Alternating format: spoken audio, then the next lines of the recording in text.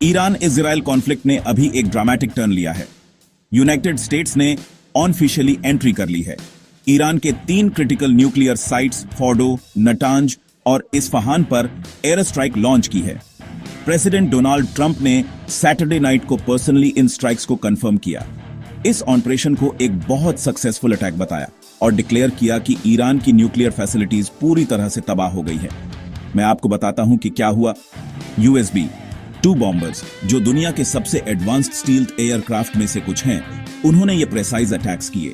पहली बार यूएस ने एक 30,000 पाउंड बंकर बस्टर बॉम्ब का इस्तेमाल किया, जिसे भारी फोर्टिफाइड अंडरग्राउंड टारगेट्स जैसे फोर्डो, ईरान की सबसे सिक्योर न्यूक्लियर साइट, को तबाह करने के लिए डिजाइन किया गया है।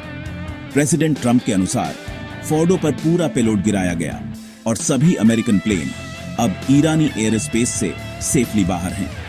ट्रंप ने अमेरिकन फोर्सेस की तारीफ करते हुए कहा, धरती पर कोई और मिलिट्री यह नहीं कर सकती थी। उन्होंने अपने स्टेटमेंट को शांति के आह्वान के साथ खत्म किया, लेकिन सच कहें तो टेंशन पहले से ज्यादा बढ़ गई है। यह सब तब हो रहा है जब ईरान इजराइल कॉन्फ्लिक्ट अपने दूसरे हफ्ते में एंटर कर चुका है।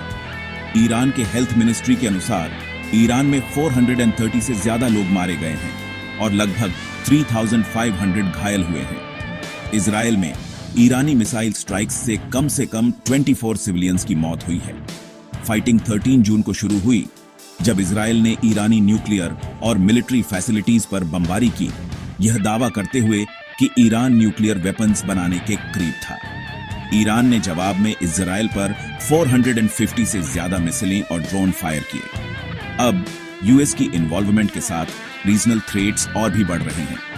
यमन के हूती रिबेल्स, जिन्हें ईरान सपोर्ट करता है, ने चेतावनी दी है कि वे रेड सी में यूएस नेवी के जहाजों को टारगेट कर सकते हैं अगर अमेरिका इजराइल के मिलिट्री एक्शंस को सपोर्ट करना जारी रखता है। ये धमकियां यूएस के साथ एक शांति समझौते के बाद हमलों में एक छोटे से पॉज के बाद आई हैं, लेकिन अब सब कुछ फिर से तनावपूर्ण हो गया है। इजराइल के प्राइम मिनिस्टर बेंजामिन नेतन्याहू ने ट्रंप के इस बोल्ड डिसीजन की तुरंत तारीफ की। उन्होंने कहा कि इतिहास इस स्ट्राइक को ईरान, दुनिया की सबसे डेंजरस रेजीम, को न्यूक्लियर वेपन्स तक पहुंचने से रोकने के एक कदम के रूप में याद रखेगा। तो इससे हम कहां पहुंचते हैं? सैकड़ों मृत, हजारों घायल और दुनिया की सुपर पावर्स सीधे कॉन्फ्लिक्ट में खींची जा रही हैं। दांव इससे ज्यादा नहीं हो सकते।